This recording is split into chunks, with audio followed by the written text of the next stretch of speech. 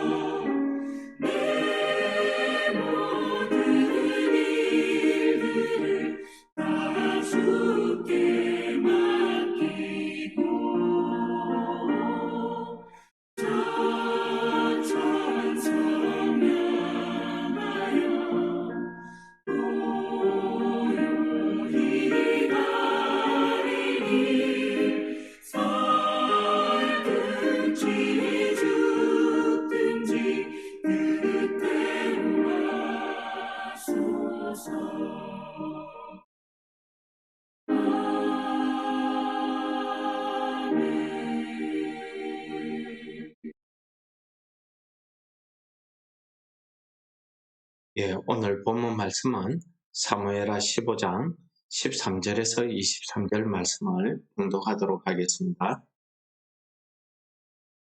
전령이 다윗에게 와서 말하되 이스라엘의 민심이 다 압살롬에게로 돌아갔나이다 한지라. 다윗이 예루살렘에 함께 있는 그의 모든 신하들에게 이르되 일어나 도망하자. 그렇지 아니하면 우리 중 한 사람도 압살롬에게서 피하지 못하리라.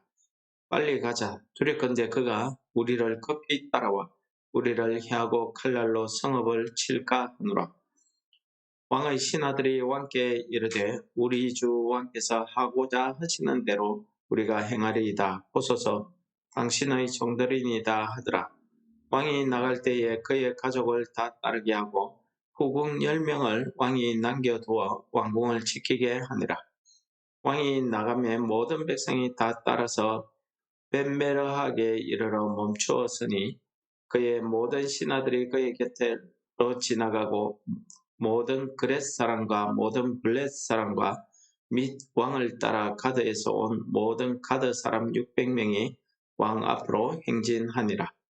그때의 왕이 가드 사람 이때에게 이르되 어찌하여 너도 우리와 함께 가느냐? 너는 쫓겨난 나그네이니 돌아가서 왕과 함께 내 곳에 있으라.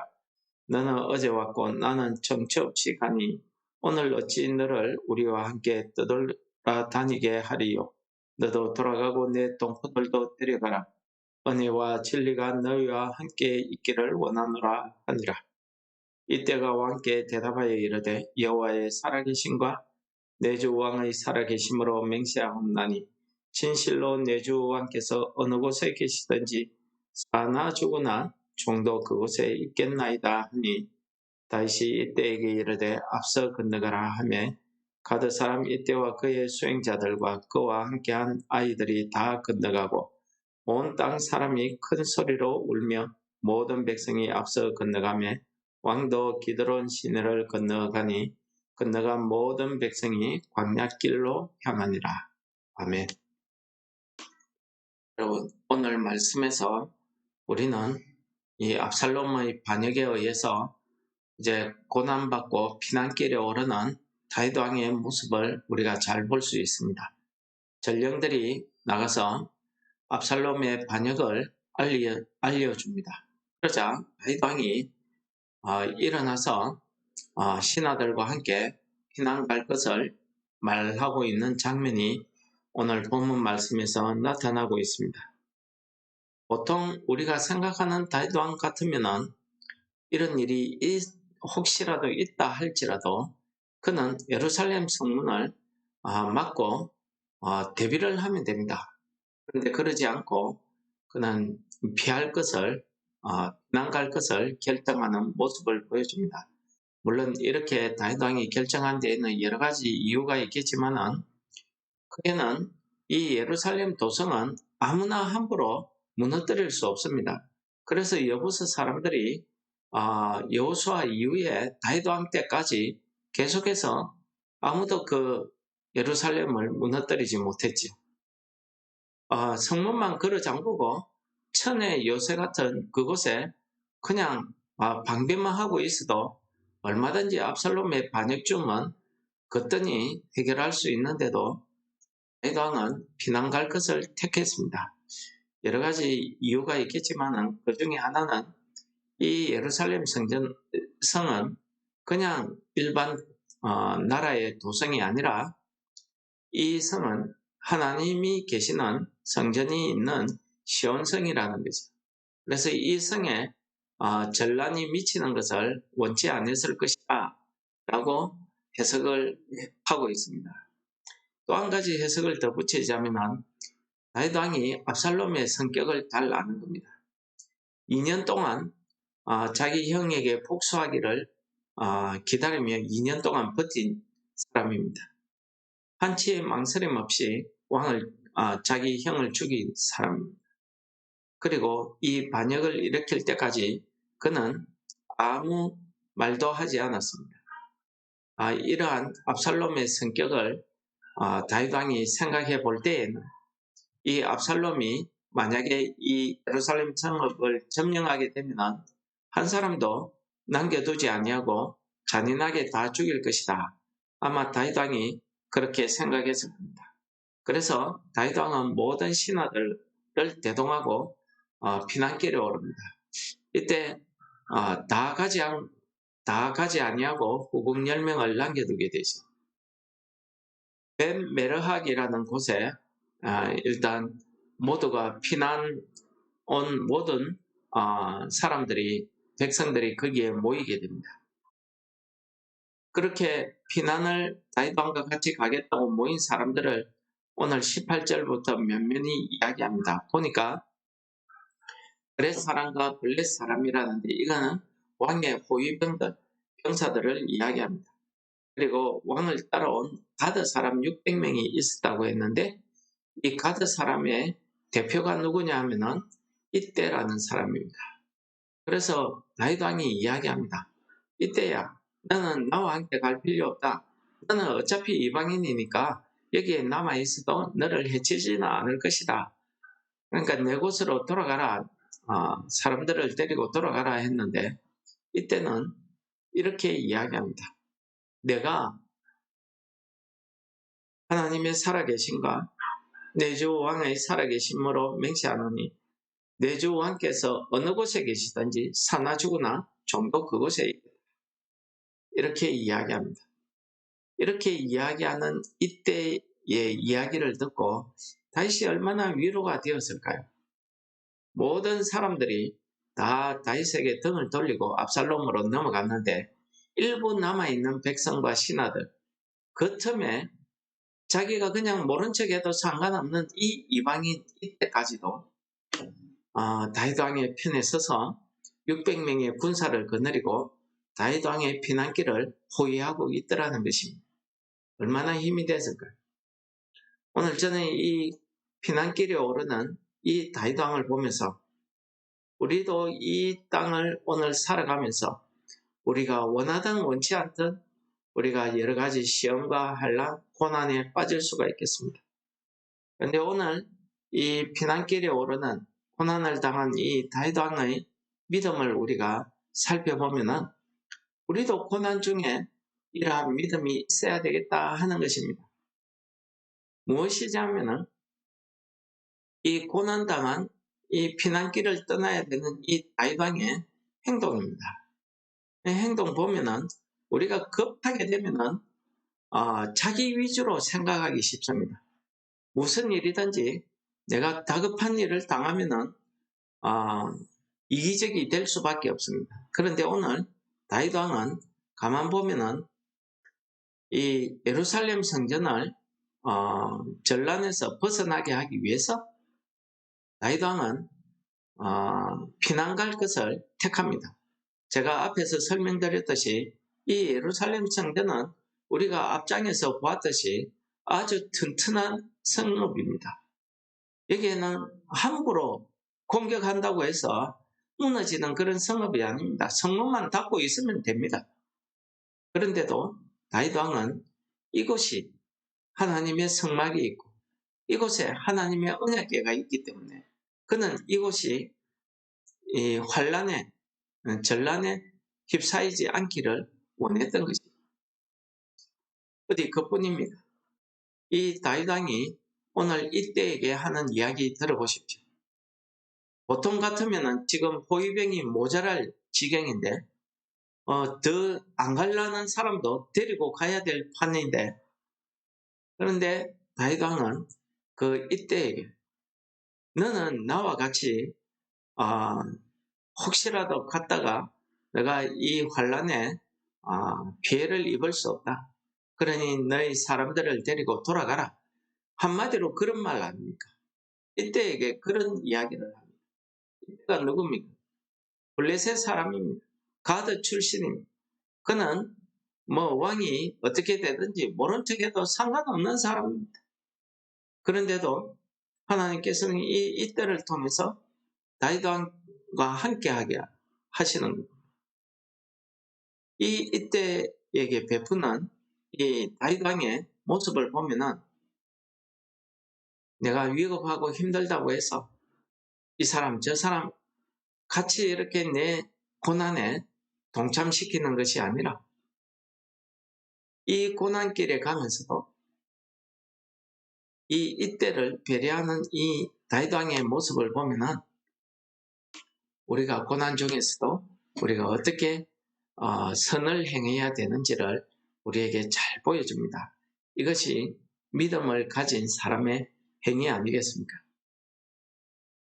두 번째는 이 다윗 왕이 하나님을 의탁하고 있다는 것입니다. 하나님을 의지하고 있는 모습을 잘 보여줍니다. 그 중에 하나가 다윗 왕이 피난길에 가면서 후궁 10명을 성을 지키게 남겨둡니다. 이것은 물론 이것 때문에 뒤에 압살롬이 다윗의 후궁들을 취하는 이런 일이 벌어지기도 합니다만은 다윗이 이 후궁들을 남겨둘 때에는 반드시 하나님께서 나로 하여금 다시 돌아오게 하실 것이다 라는 그런 믿음이 있었던 것입니다. 그렇지 않으면 다 데리고 갔겠죠. 이런 믿음에 의해서 이는 이 후궁들을 남겨두고 그리고 이 다윗 왕은 이 피난길에 오르면서 자기가 오로지 하나님을 의지하는 사람을 의지하지 않는 이런 믿음의 모습을 우리에게 잘 보여줍니다. 오늘 대표적으로 이때 가드 사람 이때를 이야기하고 있는데 이때는 다윗 왕 군대의 장관입니다. 싸움도 잘하고요. 자기 밑에 있는 부하들 600명 얼마나 훈련이 잘 되어 있겠습니까? 이들을 데리고 피난을 간다. 다윗 왕으로서 얼마나 든든하겠습니까? 근데 오늘 다윗 왕은 이때에게 돌아오라고 이야기합니다. 그렇습니다. 다윗 왕은 사람의 수가 문제가 아니고 이 백성들의 숫자가 문제가 아니고 자기는 하나님께 지금 자기의 죄로 인해서 고난받고 있음을 아마 기억했을 것입니다. 그래서 이 군대의 힘이 아니라 하나님의 국률하신 하나님의 그 사제의 은총을 기대하고 있는 것입니다. 그래서 따라오려는 600명의 용사들 얼마나 대단한 힘이 되겠습니까? 그런데 돌아가라고 이야기합니다. 이것은 전적으로 하나님께서 주시는 그 고난을 겸손히 다윗이 받고 있다 하는 그 모습을 보여줌과 동시에 이 고난 가운데서도 사람을 의지하기보다는 내가 하나님을 의지하면 하나님께서 반드시 나로 하여금 예루살렘 성읍에 돌아가게 해주실 것이다 하는 그 믿음의 표현입니다. 그래서 이때를 향해서 돌아가라고 이야기했죠. 그리고 오늘 23절 마지막에 보면은 온 땅 사람들이 이 다윗 왕과 같이 피난을 떠난 모든 사람들이 울면서 기드론 시내를 건너갔다고 이야기합니다. 이 요단강, 즉 기드론 시내를 건넌 모든 백성들이 그 다음 행선지가 어디냐 봤더니 광야길입니다. 여러분, 성경에서 광야는 어떤 곳입니까? 하나님께서 이스라엘 백성들을 애굽에서 구원해내고 그리고 이들을 광야길을 40년 동안 다니게 하시면서 그들을 훈련시켜서 하나님의 백성으로 이렇게 만들어 가시는 하나님의 놀라운 은혜와 계획이 있었습니다. 이 광야 생활 동안에 이 이스라엘 백성들은 먹는 거 걱정 안 했습니다. 입는 거 마시는 거 걱정 안 했습니다. 하나님께서 하늘에 만나를 내려주시고 반석에 물을 내주시고 모든 대적들을 물리쳐 주시고 그들이 40년 동안 다녔지만은 신발도 옷도 휘어지지 않았다고 신명기서의 모세가 그렇게 고백하고 있습니다. 이것은 하나님의 놀라운 기적과 같은 은혜입니다. 여러분 생각해 보십시오. 뜨돌이 생활입니다. 언제 앉아서 목화를 신고 거기에서 직물에서 실을 뽑아서 옷을 해 입고 언제 그렇게 할 수 있습니까? 농사요. 농사도 되지 않습니다. 광야에 무슨 농사가 되겠습니까? 먹을 것도 없는 그런 곳에 이 이스라엘 백성들이 다닌 것은 오로지 하나님을 의지하라는 이 믿음의 훈련이었습니다.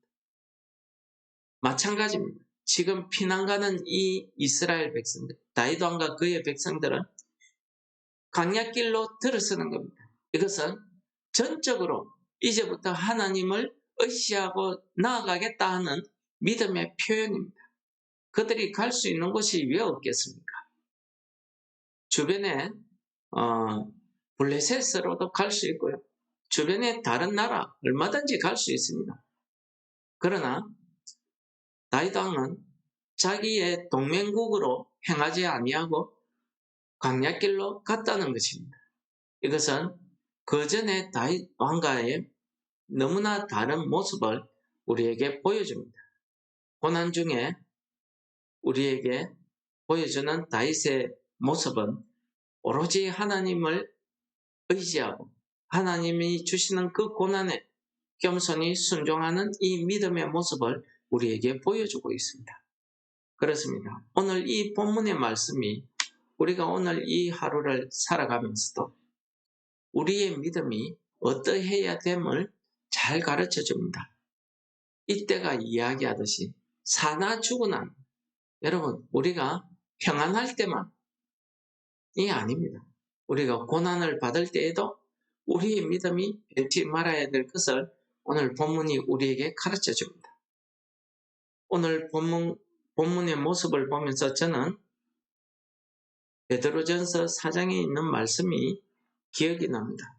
베드로전서 4장에 있는 말씀이 무슨 말씀? 그러므로 하나님 뜻대로 고난을 받는 자들은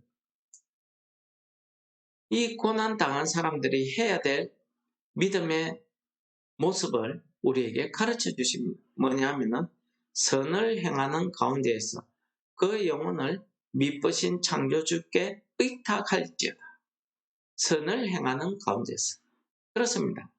우리가 어려워지고 힘들면은 나 자신만 생각하기 쉬운데 오늘 다윗 왕 보십시오. 자기만 생각하는 것이 아니라 자기를 따라오는 그 이때 이방인을 돌아가라 하는 모습이라든지 또 예루살렘 성전에서 대항하지 아니하고 예루살렘 성전이 전란에 휩싸여 있는 것을 피하기 위해서 피난길에 오르는 모습이라든지 이런 등등의 모습들을 보면은 다윗 왕이 자신만 생각하지 하는 것이 아니라 그 이웃에게 선을 베풀고 있더라는 것입니다. 가장 중요한 것은 이 다윗 왕이 이 고난길에 나서면서 사람을 의지하지 않고 광야길로 들어가더라는 것입니다.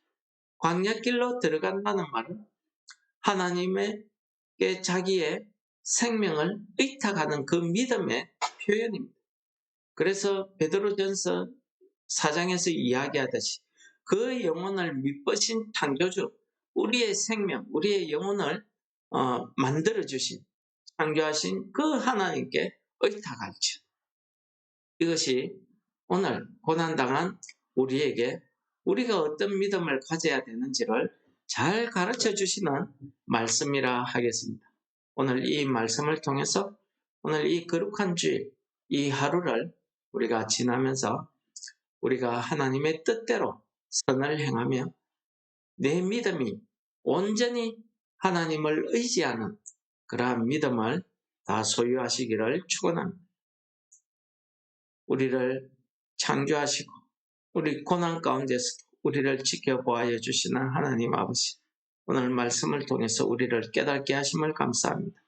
오늘 이 말씀을 통해서 우리가 하나님 앞에 어떠한 믿음을 가져야 되는지 깨닫게 하셔서 성령께서 우리와 함께 하셔서 우리가 고난 중에 있으나 평안 가운데 있으나 우리가 어떠한 형편에 있든지 하나님 앞에 하나님의 뜻을 그 선을 행하며 하나님께 의지하는 믿음을 우리에게 허락하여 주옵소서. 예수님 이름으로 감사 기도드립니다. 아멘. 하늘에 계신 우리 아버지여, 이름이 거룩히 여김을 받으시오며 나라의 임합시오며 뜻이 하늘에서 이룬 것 같이 땅에서도 이루어지이다. 오늘날 우리에게 일용할 양식을 주옵시고 우리가 우리에게 죄 지은 자를 사하여 준 것 같이 우리 죄를 사하여 주옵시고 우리를 시험에 들게 하지 마옵시고 다만 악에서 구하옵소서. 대개의 나라와 근세와 영광이 아버지께 영원히 있사옵나이다. 아멘.